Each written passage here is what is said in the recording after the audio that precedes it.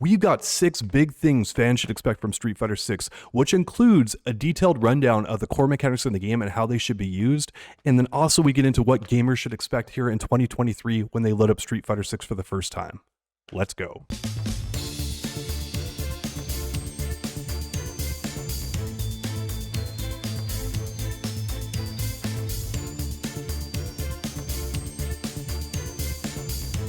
How excited are you for what you've seen with Street Fighter 6 so far?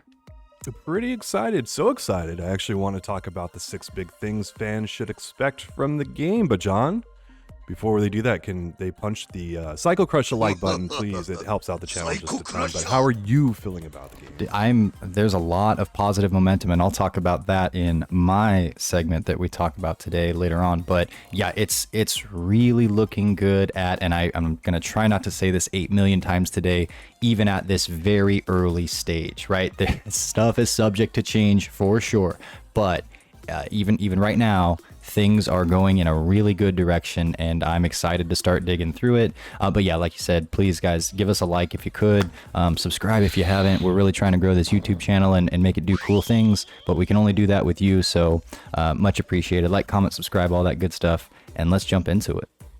The power is in our audience's hands. So, Bud, speaking of power elsewhere, of the 6 big things, number 1 is drive gauge. The drive gauge is actually a really big deal in Street Fighter 6, and it's a heavy basis actually for all the gameplay so far. Getting hit at certain times, blocking certain attacks, or unleashing some of the attacks can all drain your drive gauge, putting you in a burnout state. And the burnout state is actually something you very much do not want to have happen to you. Right now we've heard reports of the following being weakened, and that's walk speed, damage, and stamina. Those are all really important things that you want to have going for you. But not only that, but players can be stunned and chipped out when they're in burnout right now.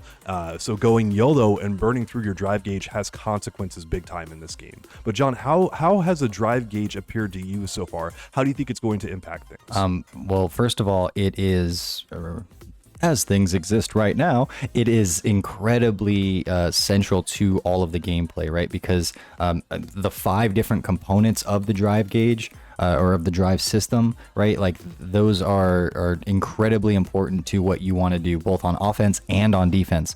The other big thing about it is that as you watch, you realize a lot of times the drive gauges don't go in one direction or the other, they swing. And what I mean by that is when you're doing like counter hit damage, for instance, you're gaining drive gauge while your opponent is losing it. If you're landing a level 3 super, your opponent is losing and you're gaining. And some of the swings that we've seen just on punishes, like just an offensive punish, people can use so much drive gauge so fast, and if the momentum shifts after that and suddenly you're on your back, it seems very potentially volatile, and that's not necessarily a bad thing. That's almost like an intriguing competitive thing to watch in and of itself, as you just watch those meters, how they shift back and forth, because it means so much. But yeah, it's exciting.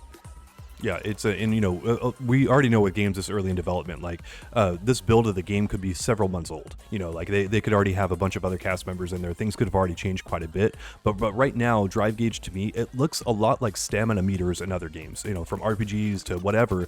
How much you could run, jump, and do and stuff. Like drive gauge is very similar to that. How many EX moves can you do? How long can you block for? How long can you parry for? All that stuff is dictated by the drive gauge. And as you mentioned, you can blow through it super fast if you're not careful, and then you're in a really bad situation. You can do various things to recover from burnout, but from what I saw in the footage, it took 17 seconds to fully recover from it in the footage I saw. 17 seconds. That is an eternity in a fighting game. Burnout is a really big deal. So getting into the next one here, number 2, meter management is also a huge thing in this game. Gutex would be thrilled because this game is all about managing your resources, and there's quite a bit to look after. The previously mentioned drive gauge is also the big deal here, but also your super meters are important to note throughout the match. You do increase damage with the supers that use more stock, but you also get additional properties too. For example, with a level 3 super, you can cancel from your specials into it, and normally that's only possible if you're using drive gauge. Also, Also, if your health gets below 25% or under that, your level 3 super turns into a critical art, which right now looks like it's the comeback mechanic of Street Fighter 6. If you've got a full level 3 super and your health is below 25%, you're going to do massive damage if you land that level 3, and there could even be some additional properties on that. Maybe there's an extra 10 frames of invincibility then, or something like that. But it's very clear in the footage that Capcom changes your super meter to a critical art then, and you're unleashed at that point, right? So I'm really curious what's going to happen. And to me, when I've seen this land, I think it's best thought of as a fully filled up Ultra in Street Fighter 4 just being raw unleashed into your face. Yeah. And it looks like it just bleeds you. It is such a nasty move. It's when you drop below 25%, I believe, and you have a fully stocked super meter. Yeah, it turns into a critical art, and it's essentially the same thing, but the animation's different. I think it does a little more damage. But like for instance, I think it's when you're in critical art that when you do the Ryu Shin Shoryuken that they get like the X-ray effect at the end, right? And I know that with Jamie, he does like this like pressure point thing in the neck when it's the critical art version, but in the standard level 3 version he just does this like double kick, to your face to end it. And yeah, I think that this is also going to be like the invincible reversal sort of a thing. Like you can do that with EX moves or with overdrive moves in this, but this will also be one of the ways people will try to blow through stuff and switch momentum quickly. And I gotta wonder though, because level 3 supers drain and give drive gauge, you might see the strategy around these. Like if you're doing enough damage to and the round has like played out long enough that you have a level 3 super, I gotta wonder if the strategy is going to be more around manipulating the drive meter, because if you're landing a level 3 super and it's going to mean that when your opponent comes out of it, they're in burnout, which is very much a thing. I think this almost looks kind of overpowered as it exists right now, but and they come out of that in burnout, it's like that's a lot of momentum. Like how many times after that scenario is the person in burnout going to win that round? It's like not a lot. So level 3 super does seem very powerful as it exists right now. And it's not connected to special moves. And I also hear that you build super really quickly in this game. Max, I think, was saying that every time he looked down, he had at least 2 bars and was surprised by it. So this does look like a particularly powerful thing. And it is sort of the revenge or comeback mechanic. So it's a big boomer, maybe too big, but too early to tell.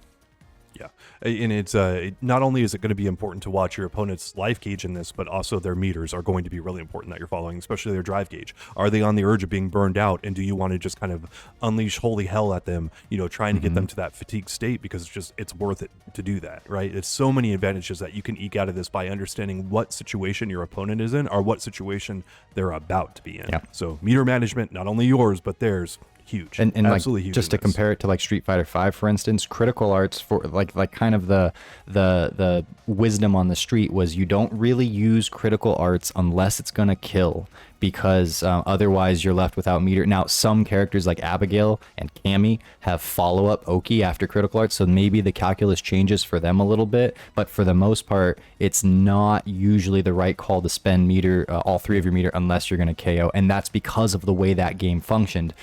It's going to be completely different in SF6, and of course, like we said earlier, because it affects the drive meter, it might be based around that specifically. Yeah, well, very well said.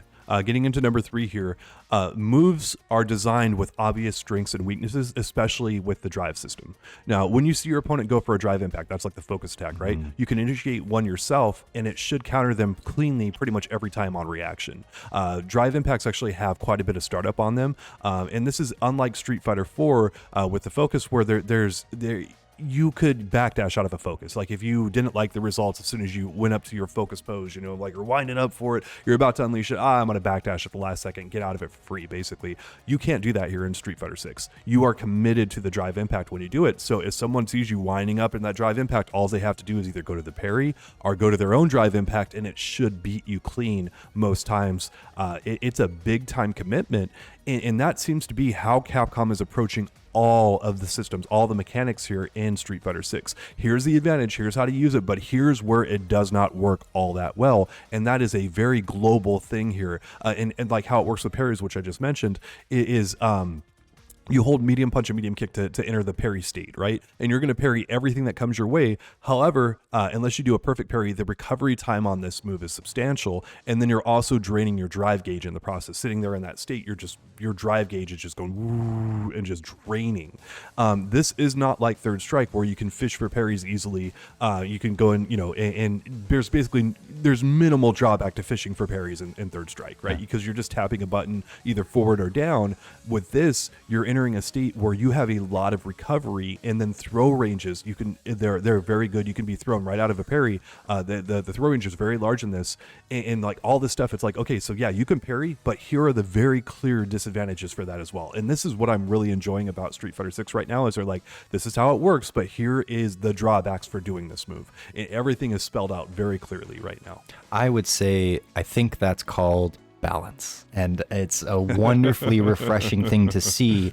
I don't expect this game to be perfectly balanced, especially on release, as it's always a journey and things always get better from where we start in vanilla. That said, there are certain things that you want to have an obvious balance, or a yin and a yang to from the start. And your core mechanic, your core, like the thing that the main gameplay is based around, you would hope that a lot of attention is paid to that, and that it's sexy for newcomers to come in and use. Yes. Drive Impact is gonna be the scrub killer and the go-to scrub. I don't even want to say scrub. The newer players are gonna use this a lot because it's got a lot. John, say scrub, because when I get hit by that, I'm gonna call myself a scrub, and I'm gonna be calling myself a scrub a lot. So well, it's so enticing because one, it's kind of the cheapest thing you can do out of the drive moves, save for like regular parry. But anyways, it only costs 1 bar. It's got defensive and offensive properties to it. So you're going to be, just think of 2 new players kind of mashing, and then what this move's going to do, it's going to absorb up to 3 hits,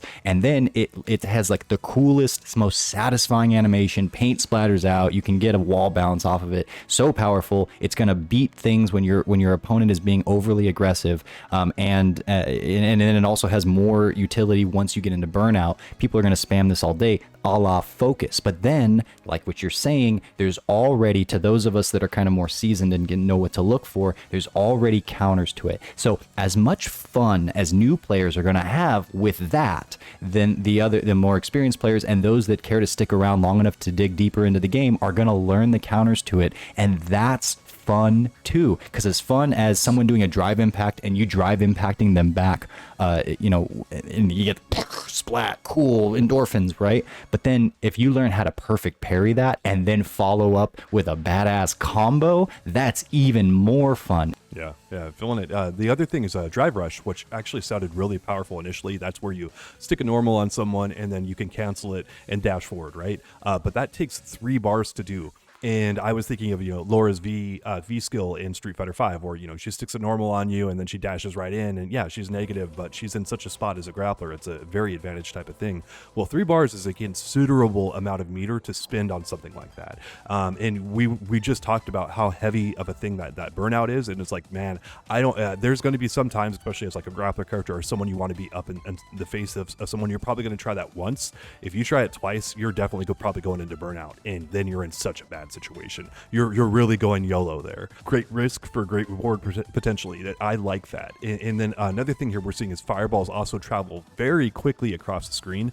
And with the way parries work, it seems like this is a way of making fireballs still very effective, unlike how they were in Third Strike, where pretty much it was just parry bait, and you can't perfect parry fireballs currently. Mm-hmm. So if you want to, perfect parry them, get a bunch of drive gauge, you can't do that. And not only that, it's very easy to just walk right into a fireball because of how fast they go. Think of Hyper Fighting Ryu with how fast his fireballs were. Same thing with like Sagat, maybe old Sagat and stuff like that in Super Street Fighter 2 Turbo. The fireballs move very quickly in this, and then on top of that, you can also, we just saw it with Guile recently, you can do the perfect sonic boom, kind of thing. We don't know all the properties it's got on it, but it's juicing up stuff if your execution is on point. Mm-hmm. Yeah, and again, it's just very apparent that yes, parry's going to nerf fireballs, so we're going to right off the bat buff fireballs to be out in front of that. And the fact that Capcom is paying attention to those things and attending to them from even before when the game launches, it's a good sign. Yeah, Yeah, it's really clear here that the developers are trying to avoid OP moves that have few to no counters. Shoutouts to V-trigger activations in Street Fighter V because yeah. Anyway, so moving on here, and shockingly enough, actually, for some people, this is the same team that made Street Fighter V again. People know I love Street Fighter V. I think it's a great game. It's just this is Capcom learning their lessons and adjusting for the next game out. So I'm really stoked about this game for a lot of reasons. But at number 4. Street Fighter 6 is being approached with a full acknowledgement of the problems of Street Fighter 5, right? This is a big deal because the developers were quick to note that the game's netcode is being redesigned from scratch, since Street Fighter 5's netcode reputation was not very good. Having a programming background here, I can say that, sure, that's certainly, there's no point in not porting over good code, and there are good aspects of Street Fighter V's netcode. Shockingly enough, there's some parts of it that run well. Overall, it does not run well, and it's a better idea to basically reinvent the wheel, especially with the RE engine. But another thing that Capcom's looking for is they're saying that they want players to have more freedom of expression from the get-go, which was another thing that people did not like about Street Fighter V. Everything felt too samey in that game, and they're like, no, we don't want that to be an issue. We're going to put these tools in players' hands, and we want them to have a lot of freedom to play offensively, defensively, neutral, whatever from day one. It's up to them how to use these tools that have these clear outlines of how they, what the strengths are, what the weaknesses are, but how are you going to apply them? So the way that Dalsum might apply, if he's in the game. If he's in the game, right, of course, might apply, what is it, a drive reversal, I think it's called in this game, it might be way different than how, Ryu might apply that, right? And that might be a huge part of Dalsum's game plan, where if for, a Ryu player, or depending on the Ryu player, that might be a huge part of theirs. And but those tools are there from the get-go, and it's going to be very nice. It's like, here's the tool set, go run with it. It's so apparent that and again, the drive system, this is where it all comes from. Well, for the majority, you could play a defensive Ryu, you could play an offensive Ryu, you could switch from round to round, but because you can spend drive meter in so many different ways and so quickly, the options to express yourself as a player, wherever you want that offensive dial to be. We haven't seen anybody really play the game yet, but I'm already I could tell the difference probably between, Gamer B or Dago, even though they're playing the same character. Yeah, and so talking again about the problems of Street Fighter V, well, Street Fighter 6 uses the RE engine, the Reach for the Moon engine, which is something Capcom has full control over. They actually have a really outstanding team of programmers there, and a good way of telling that is with Devil May Cry, Resident Evil, and other stuff. You look at the graphics, you look at the engines, the power of those games. They are as good as their contemporaries. Like with the Unreal Engine and all the other engines that are out there for game development. Capcom's game engines are really good, and they've traditionally been that way. But with Street Fighter V, the company was running out of money. There was so many numerous issues with development. The game really was cursed, for a lot of reasons. But this is a whole different thing now this time around, because if Capcom say they're having trouble with model clipping or input delay, they can go to their own internal tech team and say, hey, can you guys go, fix this for us, basically. We're having trouble with, I don't think Birdie's going to be in this one, but, Birdie's model's clipping through himself and whatnot. Can you guys just fix that for us? Yeah, and their tech team can go, yeah, sure. Well, actually, we know all this stuff. And one of the results of actually being able to do this is we've seen that the limbs, how they animate when they're blocking and doing things in Street Fighter 6, that is unlike any other game out there, and that's probably something that the RE engine developers at Capcom, again, Capcom has really good programmers. Those are not easy to come by. Really strong programmers are few and far between, but Capcom has them, and they're able to build this custom stuff out there that it's really nice. So I'm really stoked about this. There's so much more control this time around, so many more resources to work with. Well, I'm no expert, but I was around for the saga of Street Fighter V and the talk about Unreal Engine and how there seemed to be matter-of-fact input lag because of the use of that, and other games, I think it was Tekken 7 had to deal with it too. And so it sounded like there was just a bunch of matter-of-fact issues that were very difficult to go in and deal with from the start when it came to creating a fighting game in Unreal Engine. Yeah. So number 5 is expect high-level single-player content. Now, we don't actually know what the main plot threads of Street Fighter 6 are going to be yet. However, the World Tour mode is a single-player mode, and Nakayama has said that it's a completely different experience than what fighting games traditionally offer. They said that the players will be able to experience the characters' backstories and discover what kind of people they are within Street Fighter 6. And it's actually very much unlike what we've seen in other Street Fighter titles, he said. Like, this is, the World Tour mode and like Alpha is what people are calling back, but this is really, I don't know if it's completely unique to Street Fighter or completely unique to fighting games, but it's going to be quite the novel experience, basically. And this should just be an addition to the main story and arcade modes we're all anticipating as well. Because last we left off, Bison was defeated. We've got confirmation of that. He's now officially, Shadowlu's gone. G has risen up to take his place, but we don't know if he'll be the main bad guy in this game, or although it was set up that way in Street Fighter 5 to essentially be, hey, G is going to be the main guy. But regardless, World Tour mode, arcade mode, and a single player story would be quite a bit more than we initially got with Street Fighter 5, and I'm expecting a very robust and detailed set of single player content to play through this time around. John, how is it looking? Depends on what you mean by robust and detailed. I will give that it's almost certainly going to be a richer experience than what we have had in the past. They're spending extra effort and focus on this to begin with, but we're coming from a franchise where characters are just fighting because they've encountered each other, and they try to give them some kind of like a reason or a motivation, but it's just so silly. It's like, hey, what's going on? My favorite color is green. Let's fight. Yeah, they're not going to be nominated for an Oscar or anything like that for the best writing or anything. You're thinking of? Yeah, but you mentioned earlier they said something along the lines of you'll kind of like hear like the characters motivations and personality within the world of within Metro City. So that's cool. Someone posted today like the interaction that you see between Alex and Dalsum in Street Fighter 5, and Alex walking around. He's this huge buff dude walking around downtown New York, and Dalsum appears floating, and he's like, "Are you a mugger?"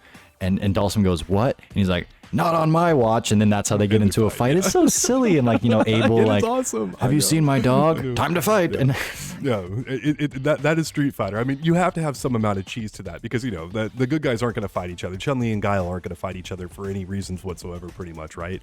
But you sometimes have to come up with reasons for that, like Chun-Li gets brainwashed for 2 seconds because whatever reasons and stuff. Oh, you could do something like, "Hey, it looks like you've been we haven't fought in a while. You've been practicing." "Oh, I have. Let me show you a move." Or "Hey, I feel kind of sick today. Ooh, I'm gonna fight you."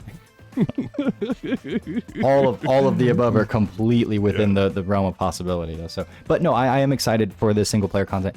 Yeah, based on past statements by the development team, they had previously said that they expected this game's story mode to rival that of NRS games. Maybe that changed along the way, we'll see. But it looks like we're going to get a full feature single player, set of content again. Like, I'm very confident that it's going to be at least as good as what Street Fighter 4 had, I should say.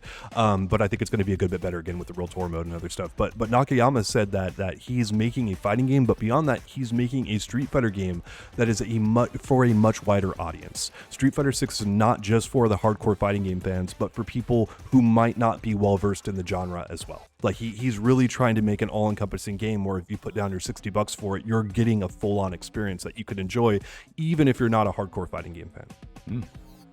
I'm down. So, yeah, I'm hoping, I'm crossing my fingers on that one. I think it's going to work out pretty well, though. Again, Capcom's history is pretty solid. But at number 6, there are tons of callbacks to previous Street Fighter games and lots of hidden details here. While the initial launch roster got leaked, Capcom is known to change things up when this happens. So we might not actually know everyone on the launch list as well as we thought we did.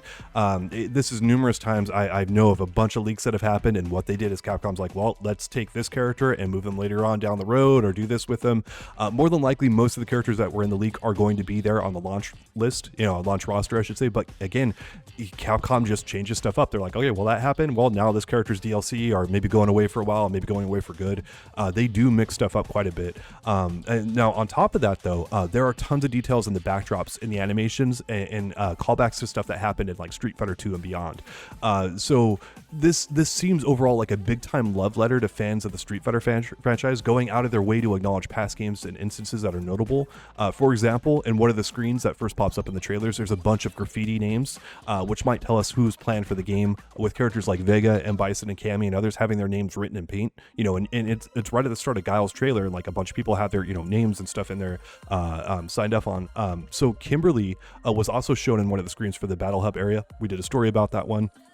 And then there's Chun-Li's theme is even a reference to her Street Fighter 2 ending, where you can make the choice to stay in Interpol, the police agency, or go live your life as a young girl. Her theme is literally titled "Not a Little Girl" because of how much older she is and it past that point in her life. So we know which choice she made. Okay. Yeah. There's so many callbacks to, from the poses when people, go to the burnout states and all this kind of stuff. This is a big love letter to fans of Street Fighter, not just, here's a hardcore fighting game experience and other stuff like that. It's like, oh no, do you enjoy this franchise? Well, here's a bunch of callbacks. Like, I mean, again, this is in a lot of ways, it's a love letter to fans of the first Street Fighter game, with the callbacks to actually fighting on the streets and the graffiti and other stuff like that. That is very much heavily a big part of the first Street Fighter game, which had kind of went away with all the subsequent games, but now it's back. And then the Third Strike callbacks and the focus and the parry mechanics and stuff from those previous games. Like, this is such a big time kind of like greatest hits version of what I'm seeing from Street Fighter. Yeah.